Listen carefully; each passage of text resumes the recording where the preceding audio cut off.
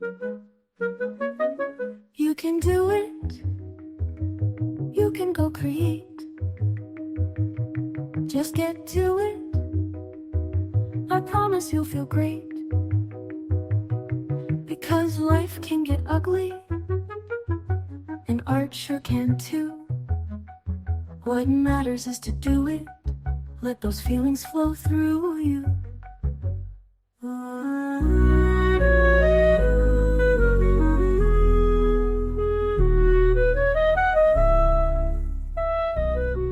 Hello, welcome back to the Ugly Podcast. It's me, Lauren, they, them, and I'm here with a great guest for you.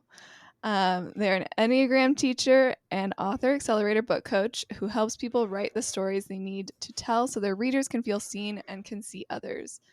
She believes that stories can change the world one reader at a time and are one of the most powerful tools for having less war and more love. She's the creator of the Rooted Writers Mentorship, a year-long writing mentorship that helps people write brave stories. She's an Enneagram 4, Capricorn, and manifesting generator who loves rainy days, good coffee, and books that make you ugly cry. Welcome.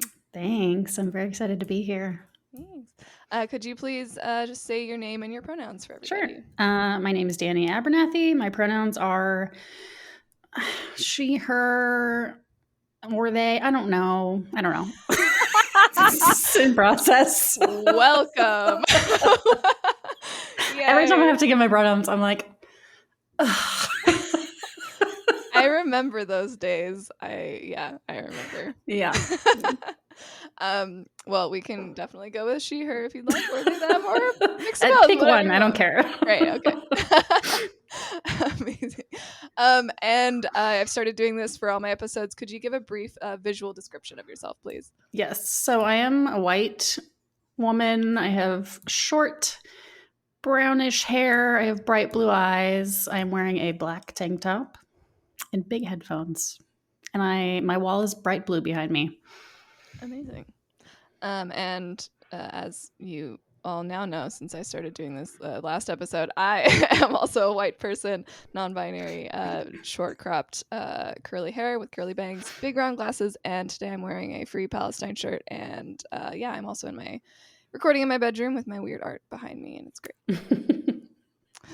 Cool. Well, I'm so glad we are finally talking and getting to chat about all of the creative things. I did have to go and I was like, what was my Enneagram again? I can't remember. I took it like 4 years ago or something, and I'm like a really close between a 6 and a 4. I don't actually know what any of that means. Sure. I didn't really look into it that much, but I'm also a Capricorn, so I relate with you there.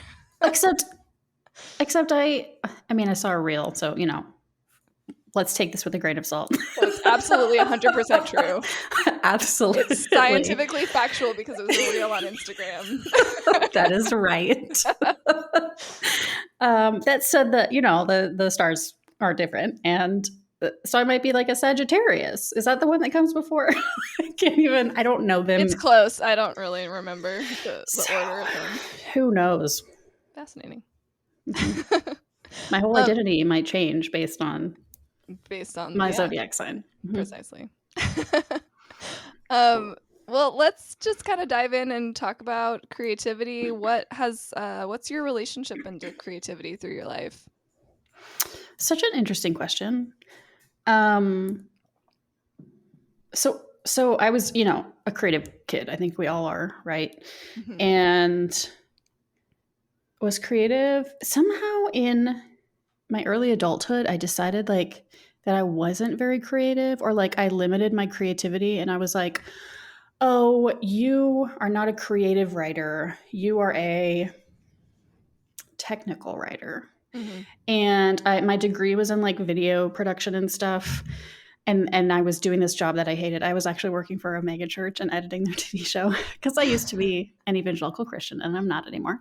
Mm-hmm. And it was soul crushing for so many reasons. And I was like, I don't know. I sort of detached from my creativity in a lot of ways. And then several years later, when I was a missionary, my partner and I, we had a couple miscarriages, and I was super depressed, and I rediscovered poetry, and it sort of, I think, saved me in a lot of ways. And then, so since then, I reconnected with my creativity in a lot of ways, and now I feel a lot more freedom Mhm. and a lot less judgmental, I think, of my creativity than I was before. I mean, I'm still judgmental of it, but I think it's actually, this is probably not a true statement, but I feel like it's maybe serving the purpose it's meant to serve in my life now, which is more just like fun and exploration, and like, I like this, so I'm going to do it. Yeah. Not because I feel like I have to perform or prove something, or because someone else is telling me to do it. Yeah. I relate to that a lot. I love how depression brings out the poet in all of us. I really appreciate that. It's like, can you write good poetry if you're not depressed? I don't know. Should I get off of my medication? If I get better, I won't be a good poet. Exactly. Yeah. It really does. That's how, like, I also grew up Christian and didn't think I was creative for a variety of reasons, but mostly because of, that one teacher who tells you suck or whatever. And like, when I started getting really depressed, like, poetry was my creative outlet. But then, of course, like, because of my mindset at the time, it's just like, oh, these are just like dumb poems, and I'm never going to show them to anybody, and then I'm going to burn them my senior year of high school. And is that what you did? It is, yeah. Sadly, I do that's one thing I regret, is burning all my journals from high school. But then again, they were real sad. Like, mostly just like begging God to make me not depressed anymore. Like, right? I feel like, I mean, I didn't burn mine. I still have them, but I do not want to reread them because they were all just these desperate prayers to God to, like, remove this sin from me. And it was the same thing over and over again. Yeah. And of course, it never got any better. And it's just, why did you burn yours? When did you burn them? I burned them right before I went to college. It was like the summer after my senior year. And I was leaving Spokane. I was just like ready to leave my hometown behind me and start fresh. And I was just like, I'm burning all of these. I don't want any memory of this place. And yeah. And you were still a Christian at that point? I was, yeah. Mm-hmm. Yeah.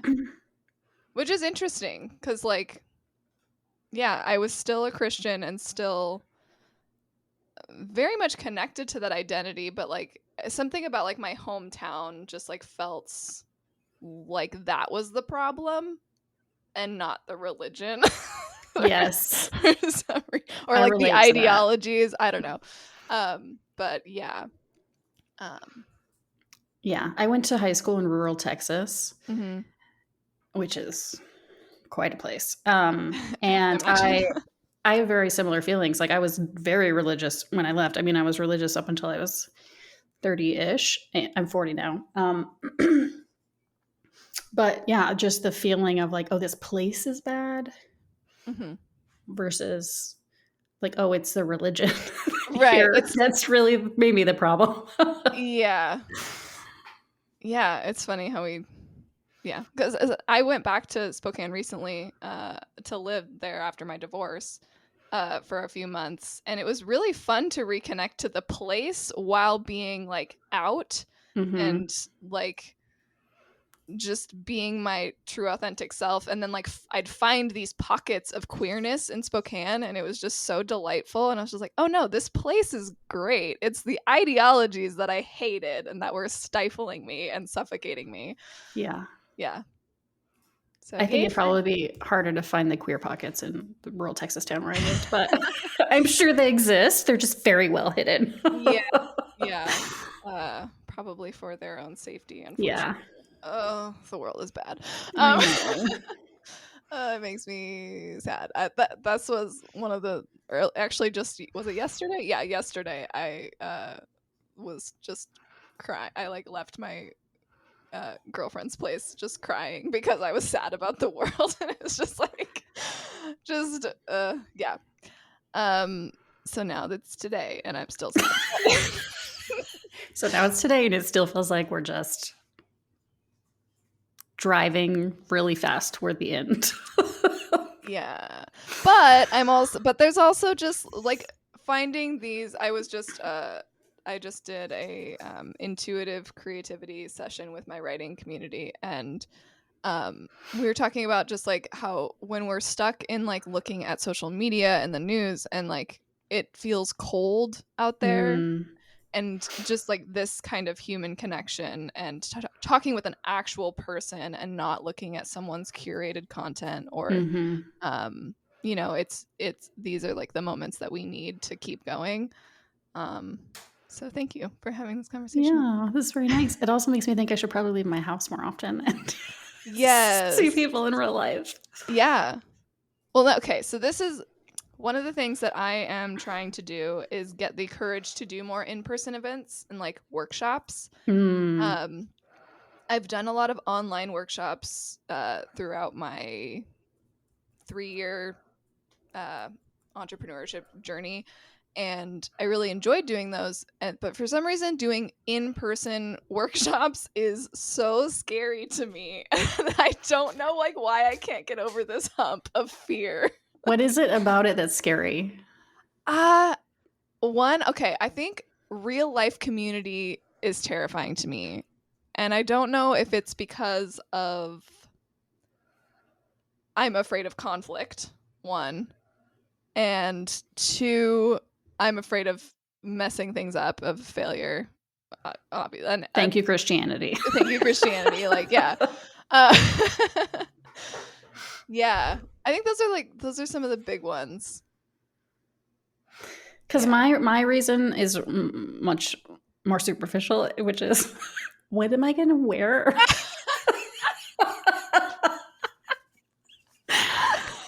Oh my God, that's so good. What do I wear? Everyone's going to be looking at me. It's like my 12-year-old. Well, I've always felt this way, but it's just like, Mom, I don't have cool enough clothes. I'm sure the day of I would be having those thoughts. But, and so thank you for adding another fear to the list. You're so welcome. Yeah. Yeah, in person is definitely very important. Yeah. In person also adds kind of a layer, which is one of the things we were going to talk about today, is like having to work with our bodies and our brains, which our brains is part of our bodies, which we always need to remember. And yeah, I think, I don't know, especially just like following 2020 and like the change of our world with the pandemic and everything, in person just like seems like such an extra stressor on my body. Yeah. Like I've been hanging out with a lot more people recently. I've started building up my community here more, and I'm so tired all the time now. Yeah. Are you an introvert? Oh yeah, 100%. Yeah. And did you find that COVID just made you so much more aware of how introverted you are? Yes. My sister-in-law talk about this all the time. Like, it made me much more aware of my neurospiciness and how much time I need to recover, and like, yeah, my sensory issues. And so then it makes you feel like you can't do more things. Yeah. Yeah. Yeah. For me, so during COVID is the time when I realized, I have depression and like I should probably be on medication, and which was a huge, talking about, your body and your brain, which is part of your body. That realization just kind of changed the world. I think it's the Christianity. I thought I was just sinful. I wasn't trying hard enough, Yeah.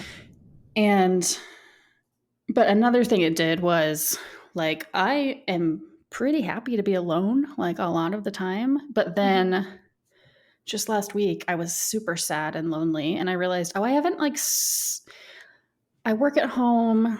Everything's at home. I don't leave my house very often. And we don't have a lot of friends in person, which is really hard. And I realized I hadn't seen people socially in a month. Mm-hmm. And I was like, this is apparently I need the people. So I need to figure out because We're evidently social beings. Right. And I need them in person, not just on Zoom. Yeah.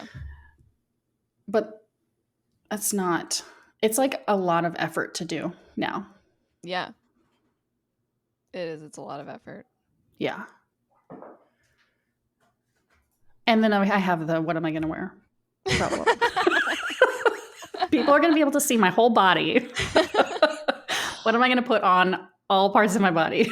Yeah. I'm curious. Okay. So you mentioned you're kind of on a gender journey a little bit. Mm-hmm. Has clothing played into that at all? Have you started experimenting with clothing and gender expression in that way? Yes, but maybe not in the way you would think. So before, I think I was rebelling against this perceived enforced perception of femininity and womanhood and modesty and all these things. Mm-hmm. And so the way that I pushed against that was to be, I think, more masculine presenting than I am now in my clothing, quite gray, maybe somber and simple. And I didn't want to draw too much attention to myself. I didn't want to be seen. Mm-hmm. And now I actually worked with a stylist, a style coach last year. And what I'm realizing is, I like bright colors and I don't like bows and ruffles, but I do like to be sexy. Mm-hmm. And I'm embracing this maybe more dangerous side of myself. And then I'm also so do you watch Top Chef at all? Probably not. I do not. No, I don't. Okay. So there's a new host on Top Chef, Kristen Kish, and I just think she is the most attractive woman I've ever seen. And I'm also do I also want to look like her? Because she wears a lot of vests, and so anyway, I'm figuring it out and I don't know. And I'm also trying to figure out what I'm attracted to versus what I want to be. Yeah. Which is an interesting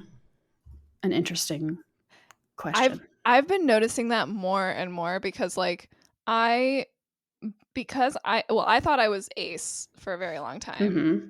Mm-hmm. And then I met somebody and it was surprise, you're not ace. I was oh, okay. But this person is not who I ever imagined myself being with. Mm-hmm. And so now I'm okay, wait. So all these whenever I do see people that I am quote unquote attracted to, do I just want to be them? And I'm noticing a lot of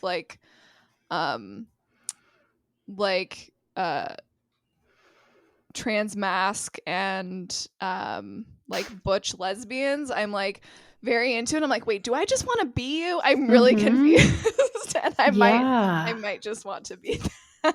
Yeah, it is confusing. And I also notice I'm bi, and so with men that I'm attracted to, I'm also part of the reason I'm attracted to them is because I admire things about them, which I guess is a normal part of attraction. But sure. So it's an interesting thing. Yeah. Being a person is confusing. Being a person is very confusing. I 100% agree. But it's also very fun and great. It is fun. I feel like it's so much more fun now than it was when I was younger. Yeah. Because I was so scared of everything and myself. Yeah. Yeah. Exactly. Being afraid of yourself is the worst feeling. Mm-hmm. So you can't get away from yourself. Right. You're stuck with you. Yeah. And when you feel like you're just wrong in all the ways, it's not great. No, it's really rough. Was there anything that kind of helped you break out of that for yourself? Well, I mean, I just feel like we're talking about my whole deconstruction process. That's fine. I talk about that a lot on this podcast just because that's also my experience. Like, I know it doesn't necessarily have to do with creativity, which is like what this podcast is about. But it's also like my experience. And I also feel like leaving religion helped me eventually get to the path of like connecting with my creativity. So I don't know. It's all Yeah, connected. I absolutely, that's been my experience because before, like, as I kind of said, like, my feeling my creativity was very closely monitored within Mhm. myself Yeah. to make sure that it was appropriate. Yeah. And like Or, pleasing to God or whatever. yeah. Yeah. And now it's so different. And, um, I guess I've always been slightly attracted to like dark things, but now I'm like, I understand why. And I'm like, hell yes, like let's bring the darkness. But yeah, what was the question? How did you kind of break out of that fearfulness Of myself. of yourself? Yeah. Oh my gosh. So long story short, we lived in Germany for 5 years as missionaries. We worked at a boarding school for missionary kids. So we were basically caring for missionary kids. My oldest child was born there. We moved back to the States in 2015, which is when Trump was elected. Mm-hmm. And we were like, what the fuck is happening? I assume I can swear on this podcast. Yeah. You're good. Great. And this happens to a lot of people, but when you kind of go overseas as a Christian and then you come back, you're like, it's very disillusioning to come back to the American church. And so anyway, there was just a lot happening and it took a long time. And it was the Christmas of 2021. I had just gotten on my Lexapro for my depression. Mm-hmm. It was almost my birthday, and both my partner and I left Christianity, and it had been several years, but we finally decided to tell our in-laws, who are very religious and like ministers and stuff. And that telling them, I say I came out to them about my Christianity. I haven't actually come out about being bi to them. So if you're listening, legendary. Some new information for you. Love it. But telling them, it felt like I finally stopped hiding who I was and hiding what I actually believed. And since then, it's just been this journey of like, I don't want to hide anymore, and I don't want to be afraid of myself anymore. And I'm just not going to. And so so there's this layer of accepting yourself, accepting what's true in yourself, but then also being willing to let it be seen. And, that doesn't mean you have to let everyone see all the things. But for me, the more I've been able to be honest outwardly, the less afraid I've been. Yeah. I think that's so true. I think my journey of not being afraid of myself, it really followed my coming out journey as well. And like when I came out to my family as non-binary, it really did it just made me feel more settled in myself, because there's not like, oh no, like I can't show this certain part on social media because like this family member follows me and like I can't say this, and you're just like constantly monitoring yourself. And when you can finally break out of that, it leaves so much room for like just expansion. And you can be like, okay, well, what else do I want? Yeah. Like, how else do I want to be? And it gives you a lot more freedom of expression. Yeah. And it's like once you start to accept the things about yourself that you were so scared of, then there's just this like curiosity. Yeah. About both yourself and the world. And I think so much of at least the experience within sort of evangelical Christianity is about fear of yourself and everybody else and all the things. Yeah. So it's so nice to live in a world where you're not. I mean, I feel like there's lots of terrible things happening, but Mm-hmm. I'm not afraid of everything like I once was, which is, it's interesting. How do you feel like that affects your creativity? Well, that it's funny you say that because I was like, all of this is it's also a mirror of my creativity journey because I started making ugly art intentionally because I couldn't make anything else. I couldn't make myself do the things I needed to do to start my business. I was totally frozen and like so I started making ugly art on purpose just to practice like subverting my perfectionism and just being like this is okay. And like the more I did that, the more it opened me up to like okay, well what else can this apply to? And like it ended up applying directly to me and how I show up in the world. Like the more ugly art I made, the more I was like, what other things are within me that I am keeping within because I'm just too scared to put them on paper and see what they look like. Or like just play with them or experiment with them. And so yeah, like the more art that I made that was uncomfortable or weird or just nonsensical, the more it opened me up to like what is actually interesting and like it opened up that curiosity. Like it activated the curiosity in me, and like once your curiosity is activated, I feel like your life gets better. I don't know. Yeah. And it's also this question of like, okay, well, why is this ugly? Like, who says this is ugly? And like, Exactly. Yeah. right. Yeah. And like so many things that I sat down and I was like, I'm gonna make an ugly thing, and then it was just like a big colorful explosion. I'm like, this isn't ugly at all. This is amazing. Like, I love this ugly thing I made. yeah, like this is great. Yeah. Yeah, it gave me such an appreciation for what we consider ugly, and that includes like what I found ugly in myself, or like what other people told me was ugly, or like what religion taught me was ugly, and just made me more curious to invite more of that in and express that more fully. Mm-hmm. And it's like once you start to see beyond the binary and beyond the, you know, right and wrong or us versus them or the lines that are drawn, Mm-hmm. there's just so many things to discover. Yeah. And it's like, well, who says it's this way and why? Why do we think it's this way? What if it's another way? Yeah. Yeah.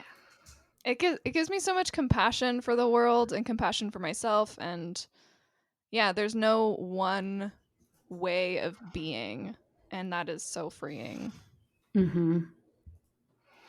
Which is why it makes me so sad, like all the stuff that's happening. Yeah. Because it doesn't have to be this way, and the fact that it is so frustrating. Like when people are enforcing their ideologies on others, or like, you know, spewing vitriol and all that, and then often you find out that like they're doing something like that. There was that one like the Moms for Liberty lady who like she and her husband had a threesome with a woman, and there was like some like scandal because like there was some BDSM stuff that wasn't maybe not consensual. I don't know. But like it's like you could have just had a nice threesome with your family instead of like being like all like you all can't have sex, only there's only one way to have sex. It's just like, what? Why do you have to like legislate other people and like just I don't know, live happily, you weirdo. Yeah. Stop being so afraid. Yeah. Mm-hmm. And it's like,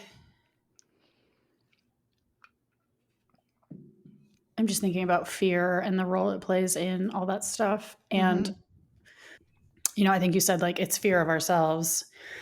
And it's also this fear of like what we might lose in both like power and position and all those things, but also what we've built our world around. Like, what if that's not true? And then I have to reevaluate everything. Yeah. But then like all this good stuff comes afterwards. I know. And that's the thing that people don't, it's there. You have to move through the bad to get to the good. And people don't want to move through the bad. They want to stay in certainty. Yes. That's been really, how have you experienced the need for certainty? Good question. I mean, yeah, like growing up in the church, like certainty was just this warm safety blanket around you at all times. And so as soon as the world started showing me uncertainty, it like immediately started putting cracks in religion. Yeah, I cling to certainty a lot, and I'm much better about it now, especially like ever since exploring my identity and like getting more comfortable in creativity and like letting things be fluid and weird and not necessarily have a point. That's really helped kind of train my body to believing that there is still safety in uncertainty. But yeah, it's really hard for me to let go of the desire for certainty, which I think is so much of the reason why I find myself, as I start to want to expand my business more, like getting a little smaller and pulling back a little more because there's so much uncertainty in that direction. And I'm like, do I want more uncertainty in my life? I just went through this divorce and had to figure out like all this uncertainty around my identity and my like living situation and like how to take care of myself like financially. And it's just like, oh no, I have to keep going. I'm so tired. Yeah. I just want some certainty for a little bit, you know. And it's interesting. So there was one point a couple years ago, my partner and I were both in therapy separately. And both of us, I think we were trying to figure out how to parent. We have 2 kids. We were trying to figure out like, how do you do all this without these, guidelines that someone else has given you? And both of our therapists said to us, I think in the same week, like, what if there is no right or wrong? And we were like, what? I can't handle it.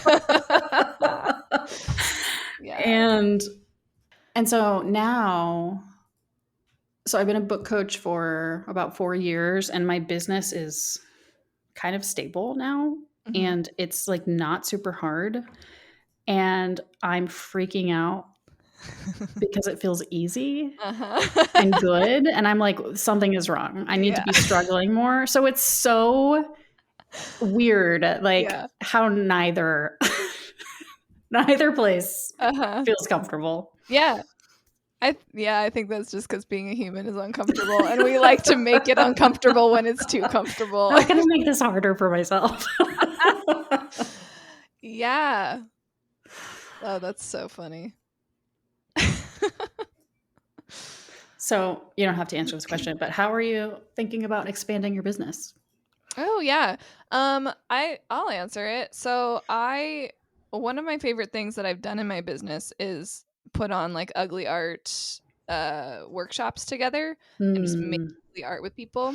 That's one of my favorite things I've done, and I haven't done it for a while because I had to take it off my plate during the divorce. And I would like to start doing those again, but I have an idea to make it more of like a studio thing. Where people come in and you can make ugly art all over the walls and the ceiling and the furniture and like, oh my gosh, kind of rage roomy, but with art. That sounds incredible. So that's kind of where I am interested in going with it, and like pairing with therapists. And I don't know if I'm going to put all of this on the podcast. I might cut some of it because I feel it feels like my secret, and I have to keep it a secret. I can't say everything. But which is just silly. Like people can take this idea and run with it. I don't care. But I might leave it in. Who knows? We'll see how I feel.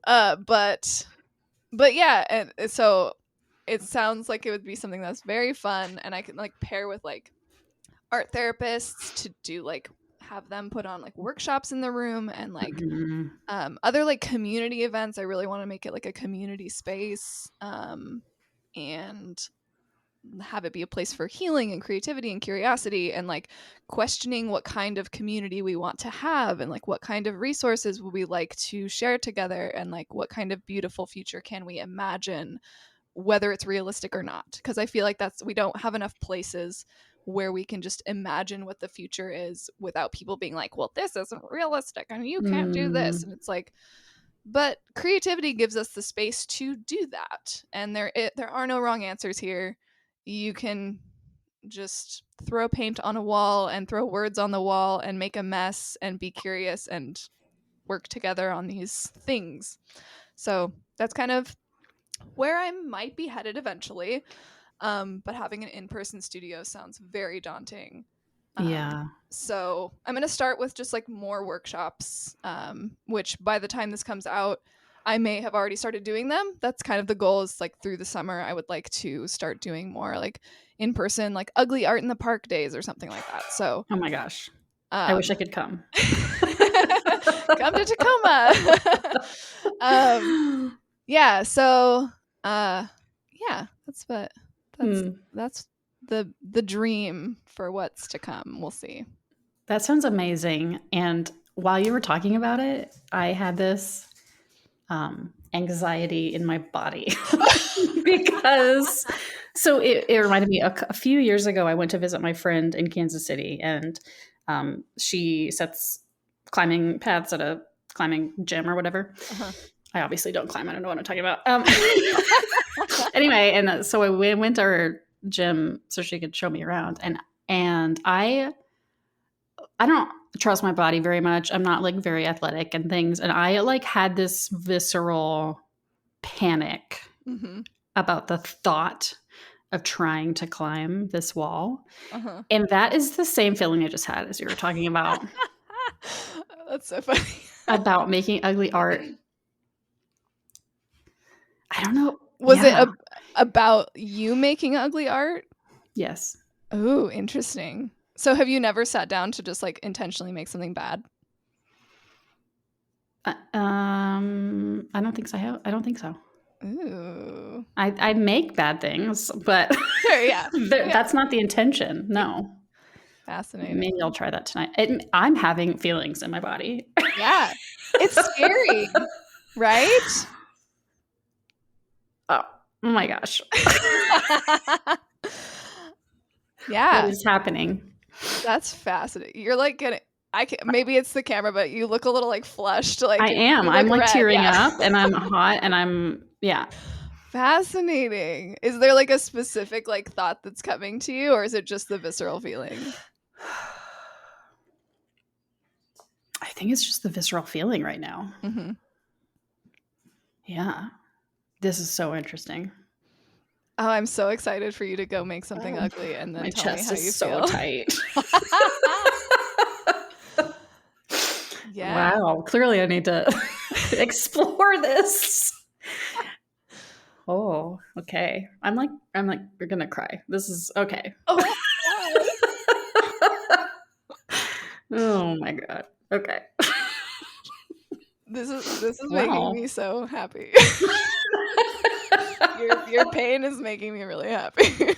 Can you like counsel me right now? I feel like I need some guidance. I mean, do you want to make something ugly right now? Do you have like a pen and paper handy? Yeah. Okay. I have something right here. I'm playing with them. Okay. This is taking a direction I did not expect. I wasn't expecting that. I'm really excited. Okay. So I want you to get a pen and paper, and just, you can say it aloud or you can just say it to yourself. Be like, this little picture I make is going to be really, really ugly. Okay. This little picture I make is going to be really, really ugly. Amazing. And I want you to, let's see, think of the first word that comes into your head. 3, 2, 1, go. Fire. Okay. Draw an ugly fire. Okay. Oh, okay. But draw an ugly fire. Just draw an ugly fire. Oh, okay. Oh, this marker doesn't work. See, the thing that's coming into my head is like, it would be ugly no matter what. So if I'm trying to make it ugly on purpose. But now you're making it ugly on purpose. Uh-huh. Okay. This is my ugly fire. Perfect. It's so ugly. It's a scribble. It's just a scribble, everyone. It's basically just a scribble. It's just a scribble. I'm adding red. I'm going to add all the colors. Perfect. Yeah, here's mine. Oh, I added the logs. That looks like something my 3-year-old would have drawn. Precisely. Okay, so a lot of people. What is this? When I tell people, when I say that I encourage people to make ugly art, their brain automatically goes to like, oh, well, like that person's ugly is probably not like my definition of ugly. Like my ugly thing would be way more ugly than that person's thing. And I'm like, no, literally, I go like deep into like 3-year-old scribble mode, and I'm just like, and I'm just like having a great time making the dumbest things, and also realizing how I don't know what most animals look like without a picture reference. It's really funny to try to draw animals when you don't really know how to draw. Do you have aphantasia? A what? Aphantasia, where you can't see images in your mind? Oh, I don't actually know. I can see images in my mind, but like translating the image, like I can picture a whale, but when I try, if I like, I'm like, wait, how many fins does it have? like where are its eyeballs? Like, I don't know. Like, what's the orientation of its fin? Like, its I want to see you draw an animal. Okay. This is my current fire. It kind of looks like a really abstract turkey. Yeah, I was gonna say it kind of it's giving me peacock vibes. Yeah. That was actually really fun to scribble like that. I still feel tightness in my chest. Yeah. Clearly, I need to come to your studio. And whether I would actually paint, like do anything, is a question, because I might just have a breakdown. But eventually. So that's one thing I've been wondering is like, do I need to have like a therapist on staff? Like, I don't know. But like I think, I don't know. I'm hopeful that maybe it can be a fun, because you know how there's like splatter paint rooms? Have you ever been to one of those? I have. No. Okay. Okay, well, so this is my other problem. It's like, how do I get people like you into my studio? Because it's like, how do you draw people in to do this thing that's going to make them uncomfortable? Right. Making art when you're like incredibly perfectionistic and like it is hard to actually break through and make the ugly thing. Like can be like pulling teeth. So it's like, how do I actually get what my vision is for this thing in front of the people who need it most? Because the people who need it most are past me, and past me never would have gone to this. Right. And current me would be afraid to go to it because what do I wear? And always bringing it back to well, yeah, maybe this is related to my ugly art problem. And what if I don't fit in? What if I don't fit with these people? Yeah. Well, especially because like we have this like vision of like what an artist is, and like so many of us just don't think that we're artists. We don't think we fit into the creative type mode, or like mold rather, and like it's just like, no, you're a human being. You are a fleshy being that is like makes things based off of electrical signals in your brain, like that you are inherently creative. And regardless of whether you're making something like super detailed, like the Sistine Chapel, or you're just like drawing a picture of a whale that you don't really know what it looks like. It's just like, that's your weird little electric signals sending messages to your fingers to just put something out into the world. And we all have that capability. We just have to get over like these weird constraints that we put on ourselves, and like the education system has fucked all of us up. Right. Like it has to look a certain way. It has to follow these rules. It has to be this kind of thing. And probably I have to be able to sell it. Yes, exactly. Yeah. Yes. Capitalism, once again, is always the villain. Yes. Yeah. Okay. So Lauren. Yes. One way for you to get this message to people is to come to communities that already exist, like my writing program, because I think it would be amazing to have you come and like lead my writers through an exercise like this. Because like I was just talking, one of the clients on our call yesterday, this week, was talking about what to do when the muse shows up and doesn't follow the plan you have. And like how scary it was. Yeah. So I want you to come teach my clients to be ugly writers. Ooh, I would love that. And me, I guess. Oh, that makes me really excited, because I have like some ugly art writing prompts that are very fun that I enjoy doing with people. So ooh, I love this idea. Okay, we're gonna set this up. Awesome. Yes. Oh, this makes me so happy. Okay, so I've had, like, when I first started this podcast with my creative partner, Emerson, I think one of the first episodes we had one of these kind of like realizations of like, we're just talking and like throwing out ideas, and then we like stroke of genius, like brain buzz of like how we wanted to collaborate on something together. And this is like what I wanted this podcast to be. And this makes me so happy. I'm so glad. Yay. Yay. I'm still hot. I'm sorry. Go on a walk, take a cold shower. Like, I'm also in perimenopause, so that's probably part of it. Just constantly like so sweaty. Well, I'm sorry that I activated your fight. Response. I guess it needed to happen. So thank you. Thank you for ushering in a new part of my self-discovery process. You're most welcome. And usually at the end of each episode, I ask people what's something ugly they made recently, but you made it live here on the podcast. Did. This fire turkey thing. I think so. I've been actually like kind of doodling, coloring a lot lately, which is new. And it's been very fun. And most of the time I'm trying to make something that looks nice. And a lot of times it doesn't, but I'm going to do some of this. Yeah. Yeah. Oops.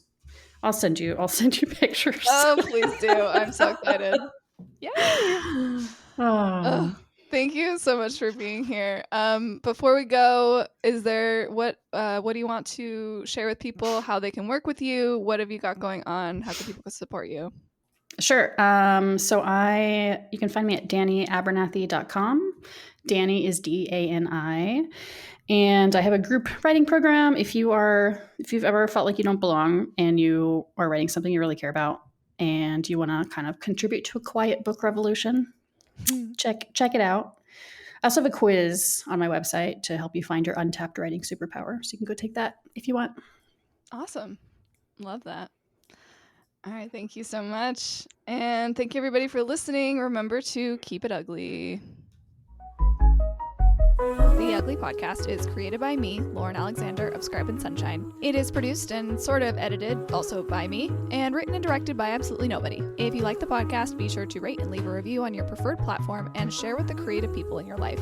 If you're interested in learning more about what I do, head to scribeandsunshine.com to learn more about my Ugly Art 101 course, my perfectionism workshop, and my editing services. As always, keep it ugly. You can do it. You can go create. Just get to it. I promise you'll feel great.